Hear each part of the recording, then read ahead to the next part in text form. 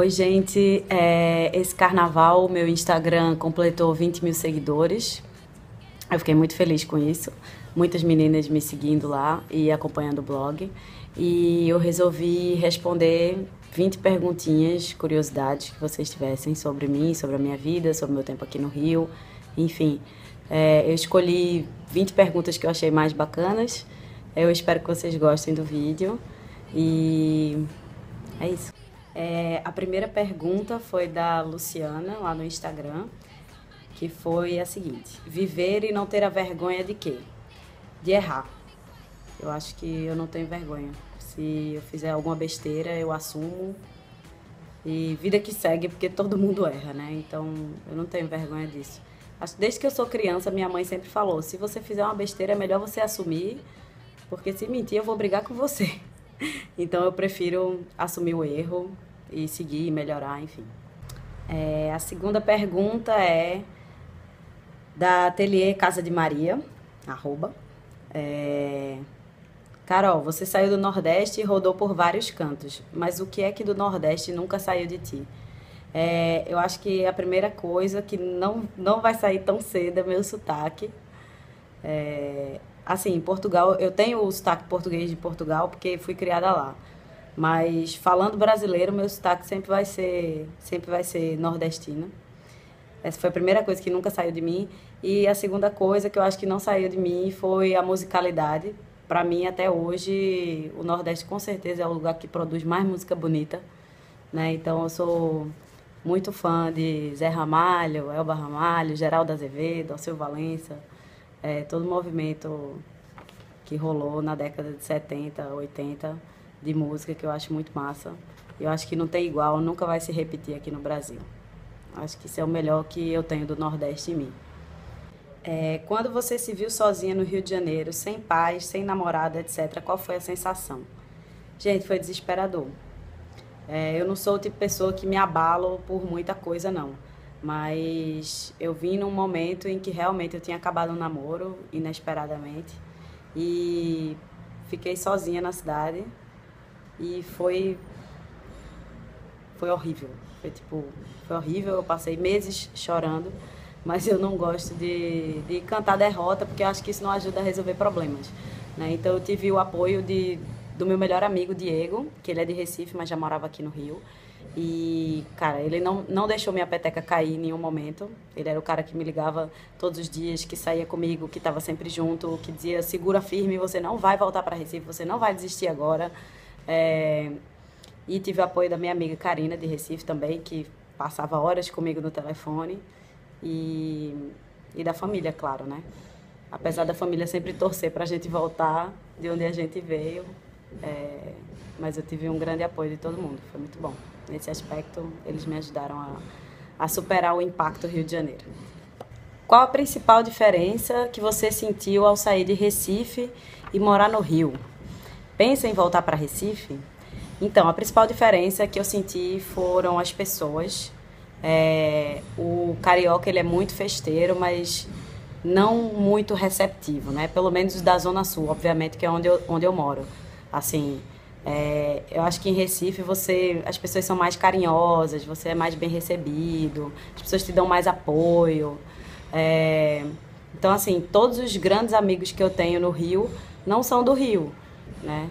E, assim, não é por nada, de verdade, eu sou uma pessoa fácil de fazer amizade, mas, não sei, não senti tanta receptividade quanto eu senti em Recife. A segunda coisa, o custo de vida, que aqui é muito alto. E, claro, a gente paga única e exclusivamente pela paisagem, porque os serviços aqui são péssimos, as pessoas são um pouco mal educadas, você vai num restaurante, você acha que o cara vai cuspir na sua comida, porque eles não te tratam muito bem. Isso pra mim foi uma coisa que fez muita diferença, porque em Recife eu fico com vontade de abraçar todo mundo, que você chega na farmácia: oi amor, bom dia, o que é que você quer? Eu quero um abraço, por favor, me dá um abraço que eu tô carente, sabe? Porque aqui no Rio rola um mau humor, assim, generalizado. Então isso pra mim foi o grande choque do Rio de Janeiro, foi esse. É que a paisagem não condiz com o jeito como as pessoas te atendem nos lugares e tal. Mas, mesmo assim, Eu não penso em voltar para Recife porque eu tenho uma vida um pouco mais tranquila aqui. Recife, para mim, é uma cidade muito violenta, que me dá medo, que eu preciso de carro para andar para todo lugar, que eu vou na esquina achando que eu vou ser assaltada se eu for a pé. E isso é para qualquer bairro, qualquer área do Recife. Então, assim, aqui no Rio tem violência, óbvio, como qualquer lugar, mas eu me sinto um pouco mais segura e isso me dá um pouquinho mais de tranquilidade. Então, eu gostei muito da cidade por causa disso. Eu adoro poder me locomover de metrô. Eu acho isso sensacional. Em Recife você não anda para lugar nenhum de metrô. E é isso, não. Por enquanto não penso em voltar para Recife. Eita, pergunta polêmica. Qual a sua religião ou filosofia de vida? Então, umas duas pessoas perguntaram, fizeram essa pergunta. E assim, na verdade eu não tenho religião. Eu respeito a fé das pessoas, mas eu não acho que religião, e aí entra a polêmica, né? Eu não acho que religião ajuda as pessoas. Eu acho que a fé, sim, move montanhas, digamos assim, mas muita besteira tem sido feita em nome de religião, seja ela qual for. Não fui criada com nenhuma religião. A minha família é católica, mas eu sinceramente eu não sigo nenhum dogma. Eu acho que a pessoa tem que fazer o bem para colher o bem e ponto. E fica por aí, e cada um cuida do seu, e ninguém tem que se meter nas escolhas dos outros, nem julgar se A ou B tá certo ou errado, ou se a minha religião serve e a sua não. Eu não sei. Não, eu não tenho religião, não. Eu só confio que tudo vai dar certo sempre. A minha religião é essa. Essa pergunta é muito boa. Ai, ai, eu quero saber como você faz para ter essa barriga batida, esse oblíquo marcado. Você come brigadeiro de whey e frango com batata doce? Gente, eu nunca entraria numa dieta dessas. Eu acho o fim da picada. Eu não tenho saco. Eu gosto de comer besteira, entendeu? Eu nem gosto de batata doce pra comer essa conversa. Eu nunca tomei whey protein, nunca tomei nada dessas porcarias de academia. Nada. Agora, assim, a barriga, ela existe desse jeito desde que eu me conheço como gente. Então, assim, eu criança, eu tinha a barriga dividida, entendeu? Eu tinha aquele estômago alto, assim, e depois tinha a barriga dividida. Eu nunca... Minha barriga sempre foi assim. Desde que eu me conheço como gente, eu sempre tive esse oblíquo marcado. Eu nunca fiz abdominal para isso especificamente, né? Eu sempre fiz esporte, fiz 8 anos de ginástica olímpica, fiz natação, fiz vôlei, fiz balé, fiz algumas coisas assim, mas eu nunca cuidei de tipo, eu quero ficar com a barriga desse jeito, ou assim assado, ou vou fazer um treino só para isso. Não, geralmente quando eu treino é por algum motivo, tipo, faço abdominal porque eu tenho dor na coluna, faço exercício de perna porque o meu joelho pede. Nunca é com um propósito estético, porque eu acho que estética é consequência de saúde, né? Mas, na verdade, a única coisa que eu faço eu tenho uma alimentação ok durante a semana. Eu não sou de comer muito doce, não gosto muito de doce, então isso já facilita bastante a minha vida. Geralmente, tudo que eu como de grãos são integrais, facilita também, mas é porque, assim, eu tive essa criação na minha alimentação, não foi tipo assim, eu como isso porque é uma dieta. Não, eu não faço dieta. Eu tenho uma alimentação boa e é isso, mas tomo Coca-Cola, como picanha com 2 dedos de gordura e como Pizza Hut. E feijoada, e pronto, e é isso. Não sei, eu acho que é constituição física mesmo. Eu sempre tive a constituição física magra, musculosa. Sempre foi assim. Agora é uma pergunta sobre economia e finanças. Não tô brincando. Como foi ser tão independente desde muito nova? E como lida com o dinheiro até hoje? Já tem o próprio negócio, pagar aluguel, etc. Isso foi uma pergunta recorrente.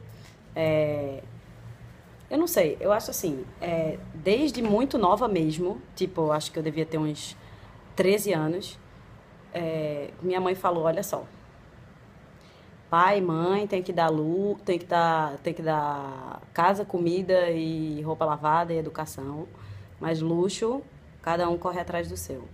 Então, assim, se você quiser comprar roupinhas, fazer viagem, ir pro cinema, qualquer outra coisa que não seja o básico e necessário, você vai ter que trabalhar para isso. Então, acho que eu devia ter uns 13 anos quando eu comecei a trabalhar com a minha mãe.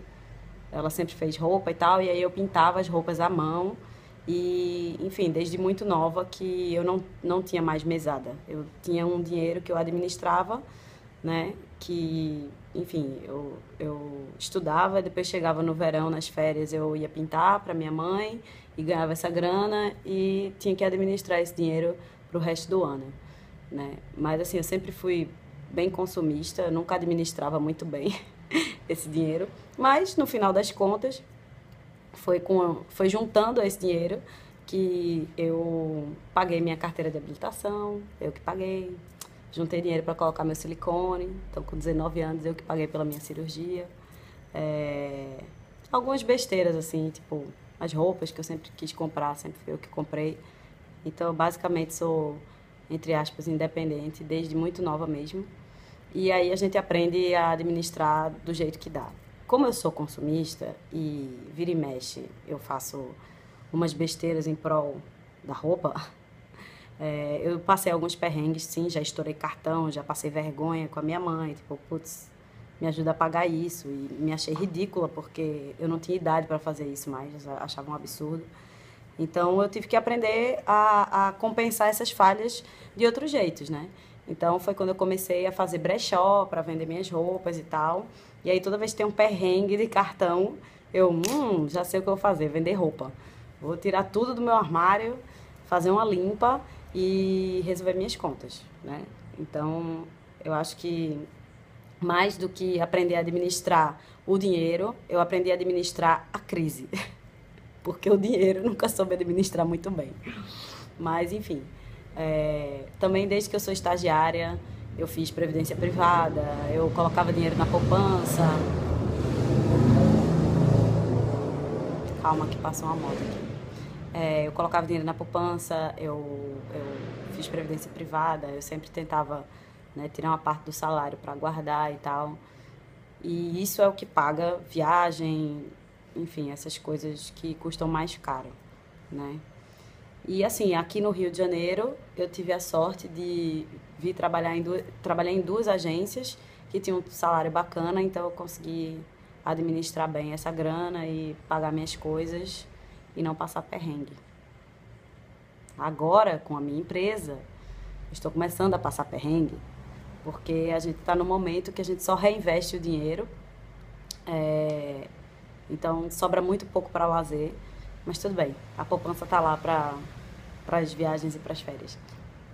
Ah, eu esqueci de dizer outra coisa sobre a minha super administração financeira, que foi uma coisa que eu aprendi a duras penas, mas que hoje para mim é necessário e faz parte fundamental do meu controle financeiro, digamos assim, é que eu não compro nada no cartão de crédito. Na verdade, a única coisa que eu compro no crédito é passagem aérea, férias, essas coisas que são mais dispendiosas, ou sei lá, um equipamento fotográfico, ou alguma coisa assim. Mas tirando isso, eu não passo nada no cartão de crédito. Essas besteiras assim, ganha milhas, pontos, eu dane-se, não quero saber de milhas, não quero saber de pontos, porque eu sei que depois eu vou me ferrar para pagar, porque quando você gasta um dinheiro que não existe, né, e depois vem a conta e aí fica mais difícil você pagar. Então eu prefiro só trabalhar com débito mesmo. Esse é minha melhor dica financeira. Tem uma pergunta muito boa aqui, da Fabi Silva 14. Gente, essa é a minha leitora mais fiel. Ela comenta todas as minhas redes sociais, ela é cliente da Prosa, ela dá like em tudo, ela é um amor de pessoa, tem até ela adicionada no meu Facebook, minha mãe tem ela adicionada no meu Facebook, e é muito sensacional. A pergunta da Fabi você acha que dá para construir uma amizade pelo Instagram, tipo amizade com leitora, enfim? Eu acho que dá, né? Eu não sei se vocês sabem, obviamente vocês não sabem disso, mas a Marina, e eu vou marcar a Marina neste post, Marina, ela era leitora do meu blog e a gente se conheceu por acaso aqui no Rio de Janeiro, porque o marido dela era amigo de uma amiga nossa, enfim, ela acabou virando uma das minhas melhores amigas e ela era, tipo, super leitora do meu blog. Então, assim, eu acho que é possível, desde que seja de forma muito natural, né? Eu não sou de forçar barra com nada. Na verdade, eu sou bem tímida, assim, quando eu encontro leitores e tal, eu tenho certeza que as leitoras que já me encontraram podem comprovar que eu sou um pouco tímida, às vezes eu me assusto e tal. Então tem que ser uma coisa muito natural essa amizade, porque senão, gente, eu vou morrer de vergonha. Eu sou aquela pessoa que assim, eu quero um buraco pra me enfiar. Quando alguém diz, ai meu Deus, eu sou sua fã, eu fico, ai meu Deus, ai, o que é que eu digo agora? O que é que eu vou fazer? Gente, porra, eu não tenho texto pra isso. Então, assim, eu fico muito envergonhada, muito sem graça. Né? Então, Fabi, por favor, você ter paciência. Que quando a gente se encontrar, tem que ser uma coisa natural, cara.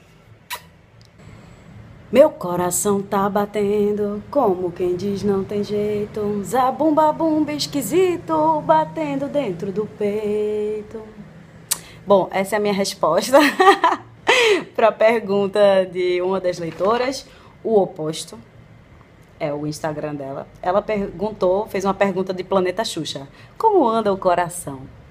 Anda batendo, gente. Anda tranquilo. E agora anda ocupado. É isso. Mais uma perguntinha aqui da Hey Cute. Ela diz assim: a sua visão de vida é algo que inspira. Passa a impressão de ser tão leve. O que você faz para não deixar a gravidade te segurar? Então, gente, sinceramente, eu não sei. Minha mãe diz que eu tenho uma tranquilidade assim, tipo uma vaca na Índia. Ela disse: eu gostaria muito de ter essa sua tranquilidade e achar que tudo vai dar certo, não sei o quê. Raramente eu entro em desespero com alguma coisa. Tipo assim, raramente eu me descontrolo e, putz, é agora, vai dar tudo errado. E isso não acontece muito. Simplesmente porque, eu não sei, eu sou de ponderar demais as coisas. Tipo, eu penso 10.000 vezes sobre aquele assunto.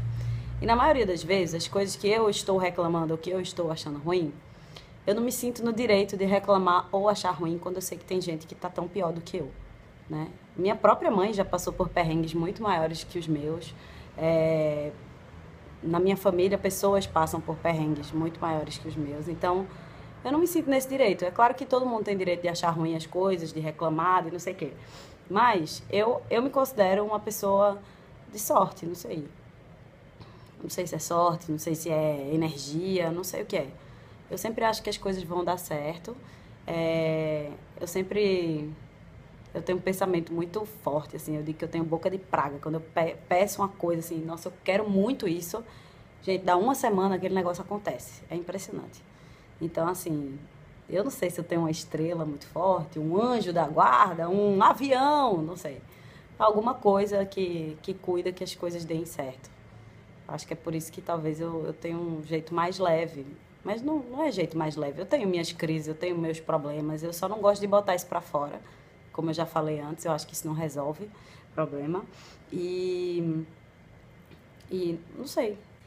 Mais uma perguntinha agora da Fernanda, que ela diz assim: você faria alguma cirurgia estética? Existe algo que te incomode ou te atrapalhe, né, fisicamente falando? Faria cirurgia na minha orelha. Minha orelha é meio abanada. Eu sou meio incomodada com isso. Assim, faria, mas tipo assim, eu já poderia ter feito, né? Foi aquela coisa que eu fico enrolando, porque tipo assim, é um pouquinho abanadinha, mas também não é nada demais. Acho que eu colocaria um pouquinho de botox. Faria a unha também agora. Acho que eu colocaria um pouquinho de botox porque eu tenho muita mania de trabalhar assim, muito concentrada. E aí quando eu vejo, eu tô com a cara toda marcada. A louca, daqui a 10 anos eu tô assim. De tanta marca. Porque eu não sei se vocês já repararam que eu faço muita careta também. Eu sou ultra expressiva. Então isso dá um monte de ruga na minha cara. E eu já tô achando que eu tô ficando muito velha pra 29 anos, entendeu? Então acho que eu colocaria botox um pouquinho, preventivo. E faria cirurgia na orelha. Eu diria lipoaspiração no culote. Mas, cara, na moral, isso é preguiça de correr numa esteira. Não tem a menor necessidade de eu fazer lipoaspiração. Seria só por preguiça mesmo. Portanto, eu não faria. Tem uma pergunta aqui bem legal, da Flávia Calheira, que é: se você fosse muito rica, qual o primeiro sonho que você realizaria? Eu acho que eu ia viajar o mundo.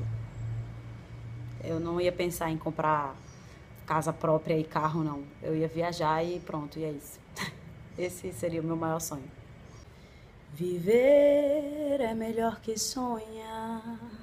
E eu sei que o amor é uma coisa boa, mas também sei que qualquer canto é menor do que a vida de qualquer pessoa.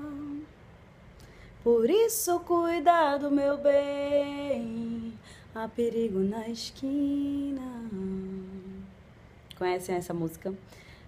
Uma das leitoras me pediu para eu cantar um trechinho da minha música preferida. A música é Como Nossos Pais, de Elis Regina.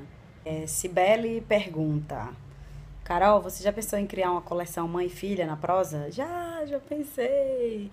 Penso muito em criar a coleção mãe e filha. Acho muito, muito fofinho roupa de criança. Já pensei em criar essa coleção e acredito que sim, isso vai ser um projeto para o futuro. Perguntinha da Daisy, vou resumir mais ou menos, que ela escreveu um super comentário no Facebook. Ela me perguntou como é que eu consigo manter a essência do blog, a simplicidade do blog, no meio desse boom de blogs que estão sendo transformados em comércios e marcas e etc. Assim, eu acho que é muito fácil você manter a simplicidade de um blog e não usar marcas caríssimas e tudo mais quando você não tem grana para isso, né? Então, tipo, eu entendo que as blogueiras que são assim, que têm blogs de marcas caras e tudo mais, é a vida delas, é o estilo de vida delas, é o que elas podem comprar, é o que elas consomem. Então, consequentemente, é isso que elas vão colocar no blog. Como não é o que eu consumo, não é o que eu vou colocar no blog, mas eu também sei que muito do meu estilo de vida também não é acessível para outras pessoas e assim por diante, né? Então eu acho que a história da simplicidade do blog tem mais a ver com a minha personalidade mesmo, porque eu não gosto muito de enfim, desse aparato de blogueira, de fama, de sei lá o quê. Eu gosto de escrever, eu gosto de compartilhar dicas, mas eu gosto do meu espaço, eu gosto de ficar na minha e tal. E eu acho que, enfim, é por isso que o meu blog se mantém um pouco mais simples.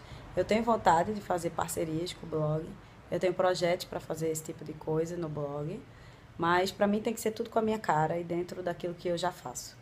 Se for entrar para um caminho que não seja esse, não vai ser verdadeiro, logo não vai entrar no meu blog. Porque eu tenho muito apreço a tudo que eu fiz até agora por ele. Por hobby mesmo. Então, na hora que ele virar profissão, vai ter que virar profissão dentro dos meus moldes, né? E é isso. Essa pergunta acaba gerando resposta para uma outra pergunta de outra menina que perguntou quando é que vai ter encontro encontro meu com as leitoras, o que é preciso para que isso aconteça. Eu acho que a única coisa que precisa para que isso aconteça é que eu deixe minha vergonha de lado, porque eu sou muito tímida em relação a isso. Assim, eu fico pasma quando as pessoas me param na rua, já falei isso antes, eu fico pasma quando as pessoas me param na rua e dizem que são minhas fãs e não sei o quê. Eu fico sem reação, sabe? Porque eu digo, ai gente, eu só escrevo um blog, é uma besteira, tipo, eu nem conto pra ninguém, quando eu conheço alguém, eu nem conto que eu tenho um blog de moda. Sempre tem alguma amiga que menciona e que me deixa sem graça, mas por mim é uma coisa que eu não comento. Eu não faço porque eu quero fama, nem porque eu quero que as pessoas digam que eu sou maravilhosa ou queiram me encontrar. Eu faço porque eu gosto de escrever. Sempre tive blog, desde os 14 anos eu tenho blog. Eu acho que é por isso que eu escrevo até hoje. É só porque eu gosto de escrever mesmo. E tirar foto bacana. Só isso. Essa pergunta é ótima. É a pergunta da leitora Thalita Matos, que acontece de ser uma das minhas melhores amigas e só faz pergunta tosca. Carol, você pousaria na Playboy? E eu respondo, não, porque eu tenho avó, entendeu? Minha avó não ia gostar. A vovó já não gosta das minhas tatuagens. Vou pousar na Playboy? Ela me deserda, gente. O que é isso? Vejo nada demais também, tá? Gente, é tanta pergunta que eu já tô deitada. Algumas pessoas perguntaram no Instagram um pouco sobre o meu processo criativo em relação à loja. É uma pergunta legal, porque é uma coisa assim difícil de eu escrever tintim por tintim. Então, eu vou tentar resumir falando. Raramente eu penso naquilo que vai ser tendência ano que vem, ou enfim, raramente eu começo a criar pensando nisso. É claro que eu vejo referências, que eu vejo desfiles, que eu vejo estampas de designers, enfim. Porém, eu não me prendo a isso para fazer as coleções para prosa. Por quê? Porque a sensação que eu tenho é que quando chega uma nova estação, todas as lojas estão com exatamente a mesma coisa. Então, se a cor do ano é marsala, eu vou ver esse marsala em todos os lugares. E acaba que eu acho que perde um pouco da espontaneidade da criação mesmo, né? Eu acho que sim, a criação não é só inspiração, claro que é pesquisa pra caramba, mas tem que ter uma coisa muito instintiva, muito intuitiva, que permeia o processo criativo. Então, para mim, isso é o que faz sentido e é isso que guia as coleções que eu crio para prosa, né? As coleções, tipo, algumas poucas estampas. Então, eu sempre pego coisas que eu gosto muito e que eu transformo aquilo, vou transformar aquilo em estampa para depois transformar numa coleção. Sim, o processo entre a estampa ser desenhada e a peça de roupa ficar pronta são 6 meses, no mínimo. E é assim, com muita correria, com muito perrengue no meio do caminho, porque tudo demora uma eternidade. É difícil pra cacete. E eu jamais imaginaria que seria assim quando eu decidi largar a agência para trabalhar só na prosa. Então, ainda não estou 100% feliz, porque tem muitos pingos nos is para acertar. Fui trollado pelos meus amigos, entendeu? E ganhei, esse post vai ter algumas perguntas bônus, tipo a de Thalita, e tipo a pergunta de Tainá. Você come a coxinha pela pontinha ou pela bundinha? Tainá, eu como a coxinha pela pontinha. Obrigada.